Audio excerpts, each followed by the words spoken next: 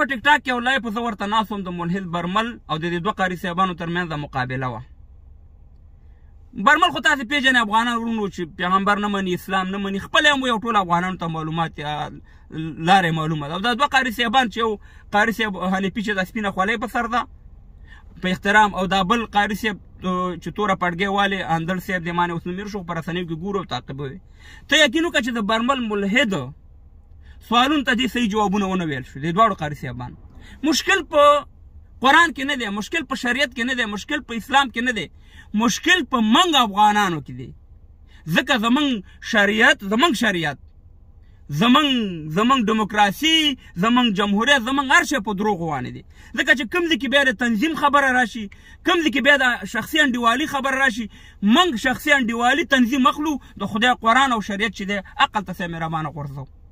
اوس ملحد برمل تاسې نه سوال کوي دواړه قاري صاحبانو چې دا ویډیو دی الله وکړي چې تاسو ته ضرور رسېږي، موږ ډوډۍ خورو، دغه بېادبي ما پې غول نه خورو.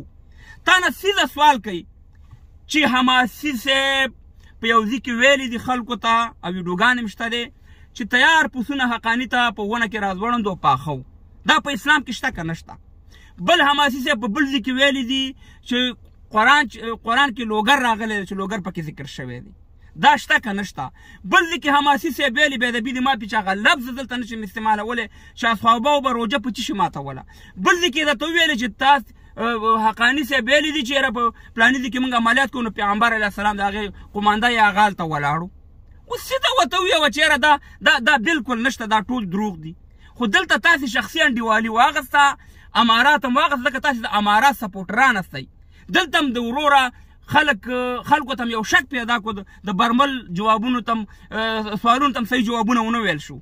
بل دغه تورې پړګۍ والا قاري صاحب اندړ دی ورته وایي چې موږ په شخصیاتو خبرې نه کوو. قاري صاحب ما ته هغه شپه یاده ده، پوځیه ډاکټر چې کله په قرآن په امریکا کې اوسېدلو ته لایف رالې تا ټولو اروپایانو ته کنځلې وکړې، یوازې پوځیه نه، تا ټولو ته ملحدین ویلي، تا پی ټي ایم ته کنځلې وکړې، تا ټولو افغانانو ته سخت شوي ویل چې څوک په اروپا کې وو. هغه هم یو ښځه وه که نه یو شخص و یا شخصه وه.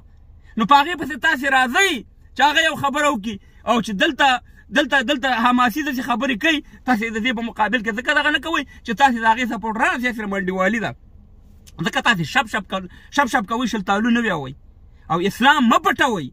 سپینې خبرې وکړئ، د اسلام په مقابل کې هم که ورور هم که پلار هم که ښځه هم که هر څوک وي د هغې دغه مه کوئ، د خدای قرآن واخلئ.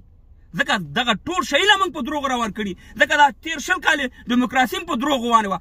دلته د برطانیه صدراعظم دا بیلټ نه اچوي، دا بیلټ په موټر کې هغه چې مهربانه جرمانه کېږي، چارج کېږي. مګر په تېر 20 کلن جمهوریت کې خلکو زورواکي وه، جنګ سالاري وه، قانون یې نه مراعات کوو، نوم یې د ډیموکراسۍ او د جمهوریت ورکوو. همداسې ستاسې امارات هم دی چې ستاسې طالب هر څومره ګناه وکړي، ستاسې د طالبانو ملا هر څومره ظلم وکړي، هر څومره د اسلام په خلاف وغږېږي، هغې ته تاسې هېڅ هم نه وایي، په هغې باندې پردې ور اچوئ. خو که بل چا معمولي یو چرګه پټه کړه، چرګه هم ورته غاړه کې اچولي، که چا الوګان پټ کړه، الوګان هم ورته غاړه کې اچولي، او که چا لږه د اسلام نه داسې معمولي غوندې خبره وکړه، د واره راځي چې ملحد دی، دا د امریکې غلام دی او داسې مهربانه سخت شوی دی. نن چې ستا حماسي دا خبرې کوي، باید حماسي په دا خبرو باندې بخښنه وغواړي. دا حماسي چې څه خبرې کړي موږ د مولانو نه اورېدلي ده او پوښتنه هم دې کړې ده، دا ټول د اسلام په خلاف دي او د ځانه د ګېډې نه دا خبرې کړي. په اصحابو پسې خبرې کول یا په هغې باندې الزام لګول دا څه شی دی؟ یا په قرآن باندې دروغ ویل دا څه شی دی؟ په پیغمبر باندې دروغ